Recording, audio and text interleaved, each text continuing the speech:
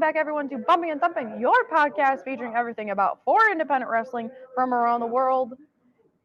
We are joined with my dear friend Ethan. Ethan, how did you become the owner of Divine Pro Wrestling? Well, Annie, thank you, first of all, for having me on tonight. And we have to actually take a step back a little bit to find out what really happened and how this, I got to pull you back a little bit and backtrack. Unfortunately, Mike has left us. But that was really the first step. And so I owe a lot to Horror Slam and Mike for actually getting us into this spot. But if we fast forward a bit, after filming close to 100 matches, something that we noticed on a Forklift is that women's matches tended to do very well and got a very good reception, to the point of where somebody who's wrestling at CCW tonight, Leela Hall, is the most viewed wrestler on our channel.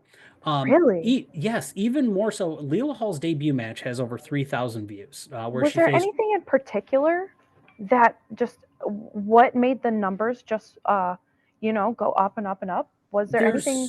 There's so much wrestling on YouTube. There's so much wrestling on various platforms. Women's wrestling is criminally underrepresented. Yes. And so I think that when you have somebody who pays care and attention to it, and it's not just ourselves, there's other places out there. Title Match Network is one of them. There's an opportunity to really put a bow on everything and get the visibility that's so needed for a lot of these women.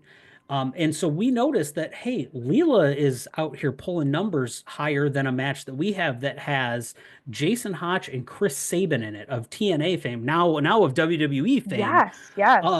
And so these guys are, one is an up and comer and one is a wrestling legend at this point. And here is fresh out of high school, green Leela Hall out here just blowing the doors off.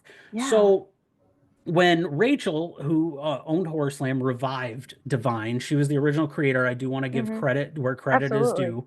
Rachel Green was the original creator of Divine. When she revived it, we kind of felt like we took a little bit of a blow, because originally we were like, hey, we'd love to run a women's promotion. Right. But then this happened. So we decided, hey, instead of trying to run a competing promotion, let's get involved. Let's help. Let's make this really all cool. Hands on deck. Yes. So I was unable to be at the first show back, which was a League of Their Own. I believe that was in May or in April. And then 2023, right? No, this year, actually, 2024. Okay. More recent than I thought. Okay. Yeah, so the Divine had been, I wouldn't want to say defunct, but dormant for about 3 years at this point. And so I was unable to make that show. Then their next show, which was Every Rose Has Its Thorn, was in May 31st of this year. And it featured stellar talents such as our current champion, Heather Blue, Stella Buho, Casey Clay, Ari Alexander, just a plethora of wonderful talent. So I showed up. I was able to do your job, what you bring to this. I was able to ring announce for that show. It was the only time I've ever done it. It was fantastic. I'm nowhere near as good as you are at it. But Randy West was on the show. Mickey Knuckles, just a plethora of people. Phenomenal. Yeah. But running a wrestling organization is a little difficult. It takes a lot of time, takes a lot of energy, takes a lot of effort, takes a lot of money too, if I'm being very upfront about it. So after that show, Rachel approached myself because she knew about the dedication that we had to making sure to really elevating the product of the women wrestlers in the area and giving them a safe space to do their to showcase their work.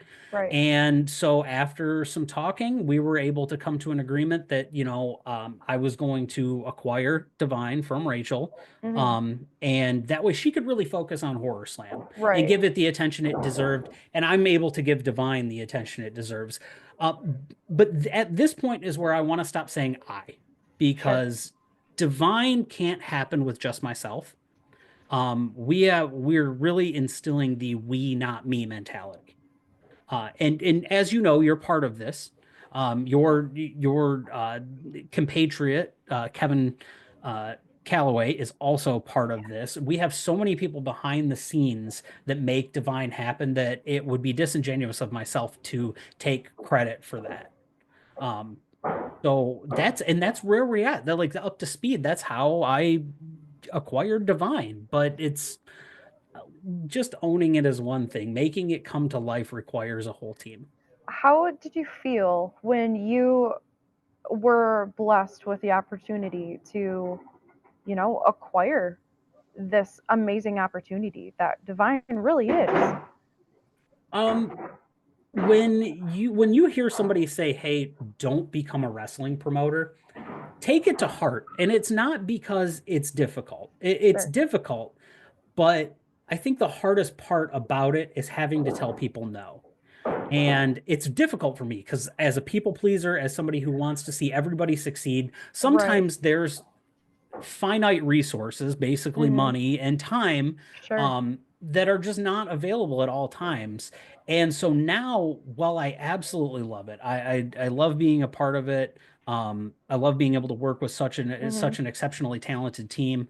Um, it is so painful to have to say Right. no, but what I do want to remind everybody, and if you're a female worker or femme presenting, because we are very inclusive here at Divine, if you are in that class and you want to work at Divine, please understand that when I say no, it's not a no, it's a not right now, because we're always going to try to bring people in that we can make um, that we can help elevate and that can help elevate Divine. It's a very symbiotic relationship.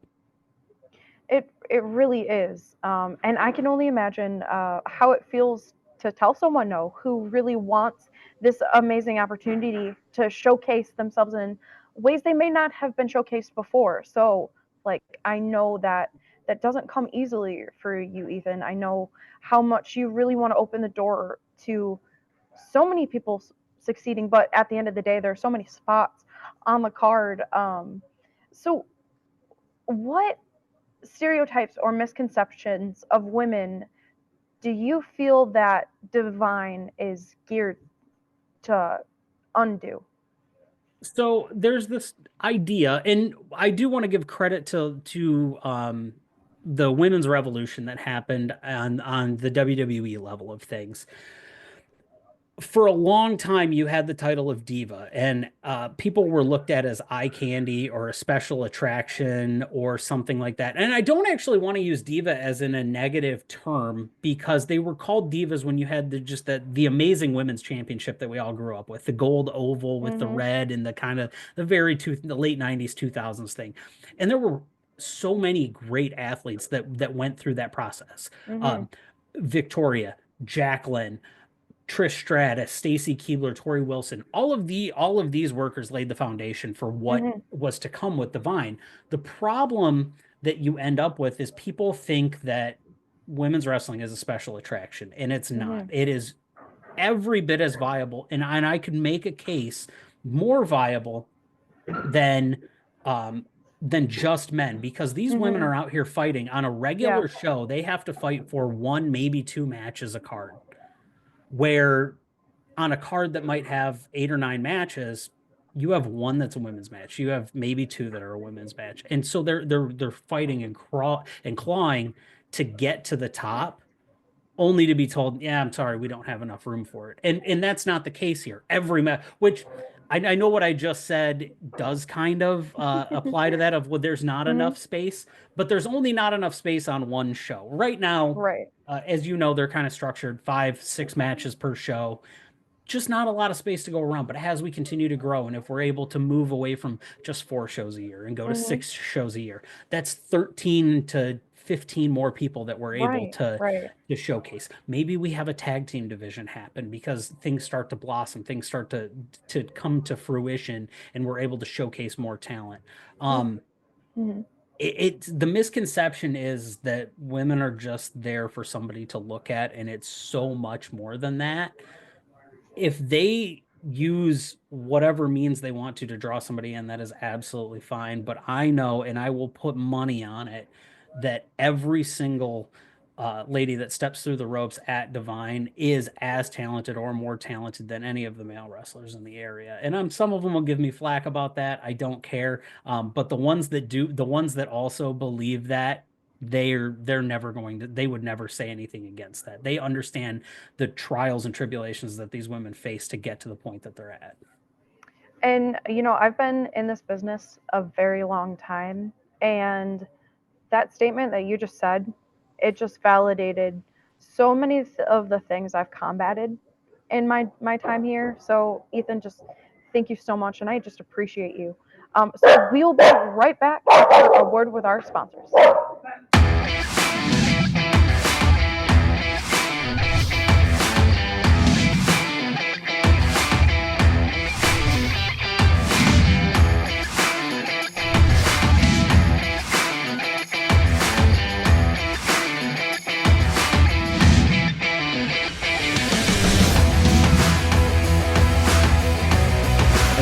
Washtenaw Golfside in Ypsilanti, where everyone comes to play. Welcome back, everyone, to Bumping and Thumping, your podcast featuring everything about four independent wrestlers from around the world. Join with me, the owner of Divine Pro, Ethan James. Ethan, thank you for sitting down with me. I'm just so thankful for who you are in your entirety. We've been friends for a while, and it's so awesome to work with you on Divine Pro. It's an honor. It really, really, really is. So how does Divine contribute to changing the landscape of professional wrestling for women? First, I want to say that the honor is entirely mine, Annie. I know that this might be a schmooze fest for a little bit for some people. They don't understand that, like, we don't really ever see each other in this setting. We see each other at show settings, and we don't really have time to chop it up like this. Very true. So Divine is dedicated to improving not only the air that people walk in, like as just taking my role in general. When I get but one thing that I want to do is and you're aware of this, I ask feedback of everybody. You do. What can I do better? How can I, or how can the team make the next show better? How can we make it more comfortable? Are there people that you would like to face that we might be able to work into something? Can we bring somebody in?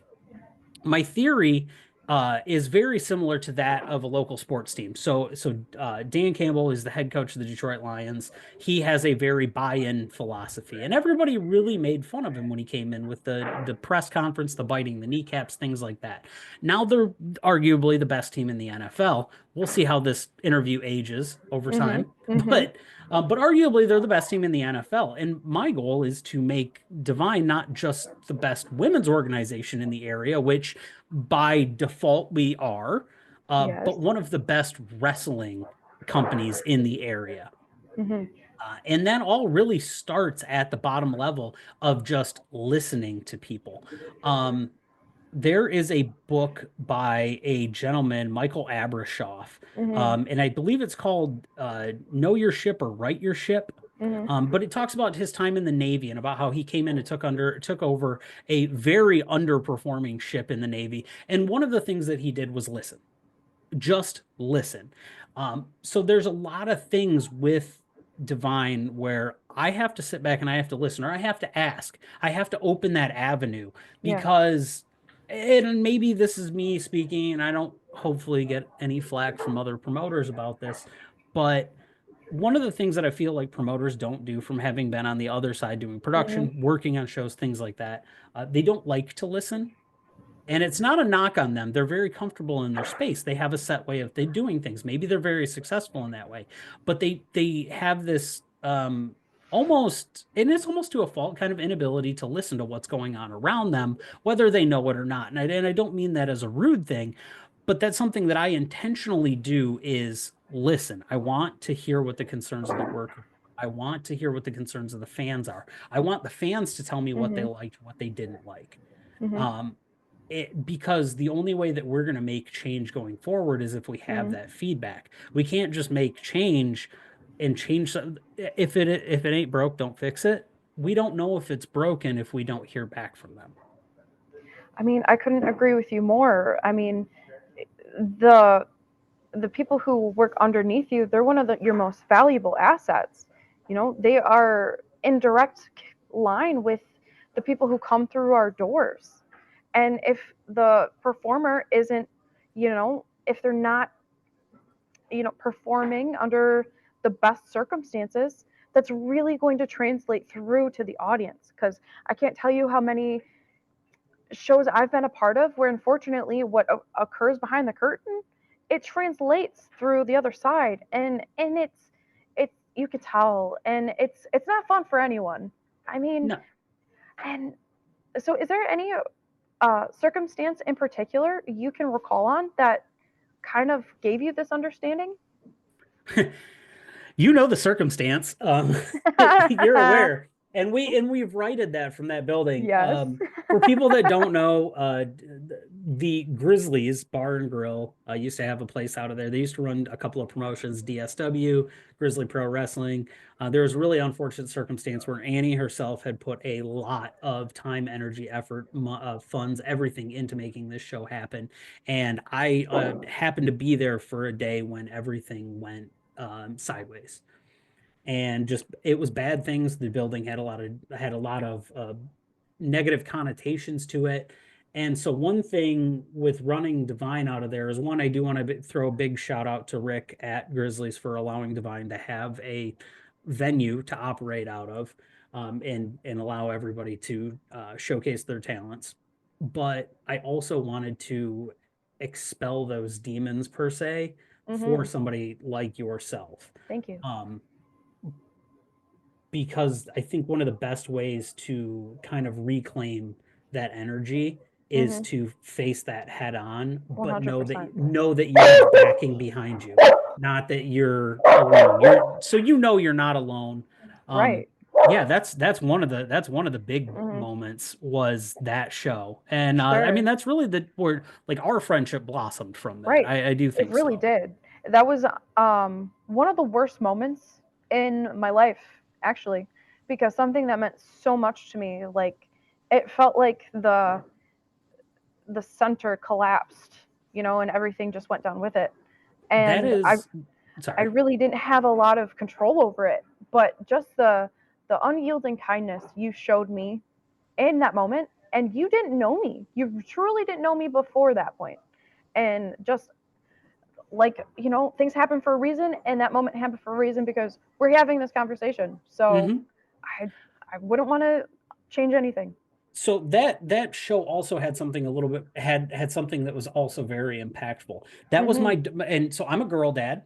Yes. And I'm very open about that. I'm a girl dad. It's one of the I have two sisters, my wife, my daughter. I'm very defensive about the women in my life. Yeah. And so that was my daughter's first wrestling show. That was her first experience of wrestling, and I made it a point that wasn't going to be her only experience. She was going to have better experiences, because I know she wasn't the only little girl in the crowd that night when things were said, which whether people have atoned for them or not is not for me to speak of. But there were a couple of negative things that happened that ruined the night for a lot of people. And I wasn't going to let that ruin her perspective on what a strong female lead was. Fortunately, after that, I was able to take her to a For Us wrestling show. She was able to see two of the mainstays of Divine with Heather Blue and Ray Larson, and she was able to sit ringside. Yeah. And that was really that development, that when you see the light in a kid's eyes, that's why our kids' tickets, and I don't mean to push this, but like our kids' tickets are $5, and it's mostly just to like, because if I could have the kids in for free, I would. Right. But like, I got to be able to afford the show. It's just, it's Right, not a right, lie. right. I don't like talking numbers like that. I just hope that we give you enough stuff that it's worth it. But that is the big thing, is that like, as fans, we all kind of started as kids. We all had to grow. We all had to learn about wrestling from somewhere. And I remember seeing the light in my own eyes. I seen the light in my daughter's eyes that night. Yeah. And that's what I want to bring, is I want to bring that light to other people's eyes, Right. whether they're an adult, whether they're a kid, whether they are in the twilight years of their life. I want our team at Divine to be able to present special memories to people. Right. Well, you were there for me in one of the most critical times, and you were that light present to me. So, what you've given to me, I want to only give back to other people because that's what we do. That's what we're here for. So, we will be right back after this with Ethan James. Mosquito-borne diseases or mosquito-borne illnesses are diseases caused by bacteria, viruses, or parasites transmitted by mosquitoes. Nearly 700 million people get a mosquito-borne illness each year, resulting in over 725,000 deaths. If you live near a pond or lake, or you're scheduling an outdoor event, go online or call today for your free consultation. Welcome back to our final segment of Bumping and Thumping, your podcast featuring everything about foreign independent wrestling from around the world. Ethan, I wasn't supposed to cry on the podcast, but I'm an emotional baby. I am, and I can't help it, and I'm not changing. So thank you for being tears of joy. You've elevated yourself. Yeah, I mean, we've been through so much in the last few years. So it's just the start. It's just the start. I know. It really is. Once you asked me to be a part of Divine, like, it felt really special. Like, on that knowing level that magic is about to happen. So tell us what's coming up on January 11th and the special significance that it has to you. So this is going to be my second show under my belt as being the person to run this. But more importantly, this is kicking off the 2025 season of Divine. And tentatively, we have 4 shows scheduled, possibly 5. Stay pat on that. We don't know about that one yet. We're working on something special. However, I am, for the first time, going to give everybody the rundown of the card in the order that it is going to occur. So not only just the matches, but this is what you can expect. And you're not going to want to miss anything from it. First match of the night. We on have Endless Waltz. We at Divine Endless Waltz, which is taking place January 11th at Grizzly's Bar and Grill in Wyandotte, Michigan, 519 Oak Street. Front row tickets are $20. General admission is $15, and kids 12 and under are $5. Also, we have t-shirts for sale, and if you get a t-shirt, you get $2 off your admission. Please pre-order by Friday, or tomorrow. Otherwise, I will not have them in. I don't know what day this is coming out, but I appreciate everybody being here. More importantly, this is not about me. This is about the workers. So, the wrestlers, sorry. First match of the night is something that is a long time coming. A staple of Michigan wrestling. By her own admission, does not like being called this, but Randy West is a legend. The mother of all mothers in this mother, Randy West, is facing, for the first time ever, the relentless Ray Larson. This match was supposed to happen at For Us Wrestling, and it ended up not happening there. Ray Larson had a really good opportunity to go down to Ohio Valley Wrestling, aka OVW, from the Netflix series The Wrestlers. And she had to take that, and we appreciate that. We're very happy for her, and we're glad that Divine's able to help elevate people to that level. But we want this match to happen here because we want to elevate Divine to being the place that people want to come. Maybe the place that gets its own documentary. We'll see about that. We are very, very excited for this. It is, like I said, first time ever match. It is opening the card, and it is a cannot miss match. Second match of the night. In a rehash from the last show, Pepper Pride is taking on Juniper. Juniper is seeking some, I would say, retribution for Pepper's actions. Pepper was Juniper's mystery partner at the last show, and things went a little awry at the end of that. They sure did. Let's find out what happens. Pepper's been making a heck of her name for herself recently, and I believe Juniper's shoulder is all healed up, and she's ready to come back and show everybody why she is the Midwest muscle mommy. Heck yeah, she is. Third match on the card, very excited to announce this. We have a partnership with Juggalo Championship Wrestling, and I totally understand that you see Divine, you see this lovely logo behind me, and you go, yeah, totally, Juggalos, right? But they have an electric women's champion in Danny Moe. She's incredible.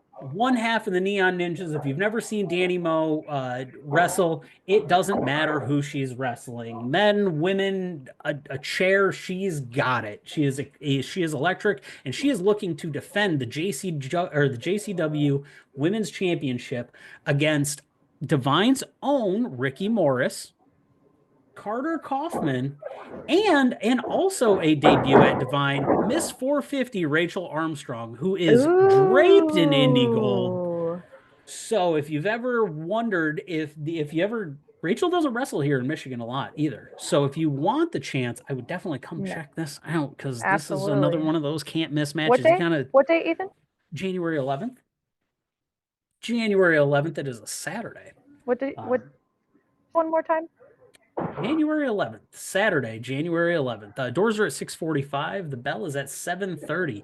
And the show usually wraps up by about 9:30. So you guys can still probably swing by White Castle or whatever your fast food joint of choice on the way home. 1519 Oak Street? 1519 Oak Street, Wyandotte, Michigan. You have it knocked out. Also, I do want to quick shout out to our sponsor, Lucha Puerco. They cater all of the events. And if you've had their food, they're awesome. They are a lovely little Mexican pop-up, and it's really good. On to the second half of the card. So we have a co-main event. At the last show, Storm Garcon, friend of this show, recent guest on this show, became the #1 contender to the Divine Pro Championship when she defeated Ray Larson and TNA, one half of the TNA Knockout Tag Team Champions, Jody Threat, to become the #1 contender. She is taking on the Divine Pro Champion, the Heartless one, Heather Blue, in what I can only imagine is going to be all of the sass in the world. Just all of the sass. Between Heather and from what I know, Storm has a new fan, because I saw her fan got broke in Indiana, and I'm pretty sure if you've ever heard that clack, you just know there's just pomp behind that. You know what's coming on from the other side of that. It's and I know Storm's gonna get upset at me. This is why I call it the co-main, because Storm is the main topic. I saw it. It's co-main. I get it. But moving into the other main event of the show, the hometown hero, Leela Hall, is going to face off against Big Alice Crowley in her Divine Pro debut as well in the main event of this match. And what I like to think is Leela's, which respect to Leela, she just won the Metro Pro PWL Championship. I want to give her props to that. I still believe this is a little bit bigger. Al is a nearly 7-year veteran of the area, has wrestled everybody from has wrestled Rachel Armstrong, has wrestled Danny Moe, has wrestled Billy Starks, has all of these huge names in the world of women's wrestling and professional wrestling in general. Not to mention, she was most recently in a DM tag team match in Chicago with our friends over at Ruthless Pro. She knows how to get a little bloody from time to time. Not afraid of anything. Not at all. There's a reason she has the moniker of Big Al. 100%. I do believe that this is going to be Leela's biggest challenge of her career, and what better place to do it than her hometown of Wyandotte, Michigan, at Grizzlies, 519 Oak Street.